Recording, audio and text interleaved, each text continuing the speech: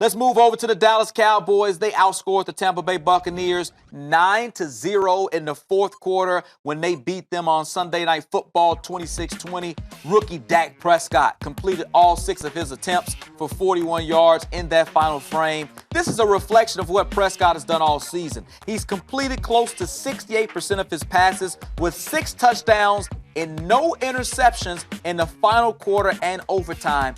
B-Mac, can you tell the folks why Prescott has been so effective late in ball games? Well, just the maturation process that he has been going through the entire year. He's been playing like a seasoned vet from start to finish. And hearing that and seeing that stat, that's very, very impressive because so many rookie quarterbacks, they hit a wall in the fourth quarter or overtime. You know, Carson Wentz has been going through that growing pain for a long time, yeah. Especially in the fourth quarter. So for the Cowboys, that's something to really hang your hat on going forward because we know how difficult it is to win in the playoffs, and we know how games can be so close. Knowing that Dak Prescott has been real good in the critical moments of a ball game, that's huge.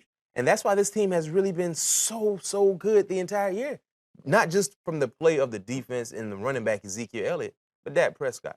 And it seems like he has a real good command of taking care of the football. I think that's something that he probably learned at Mississippi State. I don't know if from Dan Mullen or not, but, you know, I always talk about, I hear coaches saying any drive that ends in a kick, whether it's a field goal or a punt, that's a good drive. Dak rarely throws a football away, rarely throws interceptions. I know he had, a couple of picks against the New York Giants, but that was kind of an aberration. That's not what he does. And in the fourth quarter, still doesn't get rattled, always seems to be under control and a calm guy under pressure. Yeah, some players, Clement, just have that it factor. Right. And you watch you watch more than enough sports, not just football, basketball.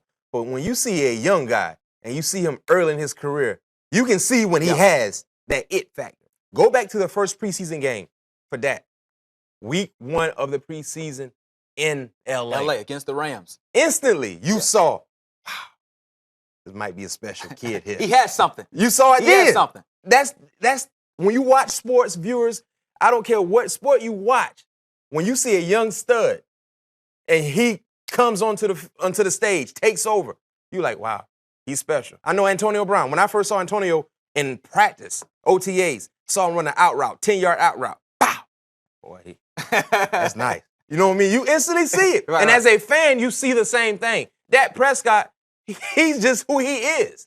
The stage, the lights, they're not too bright for him or too big for him. He just has that it factor. And now he's continuing to grow, and he believes any given time, I can ball out against whoever. And the most important thing that I like about Dak that I've seen this year from him, he struggled against Minnesota. Mm-hmm. They won the ball game.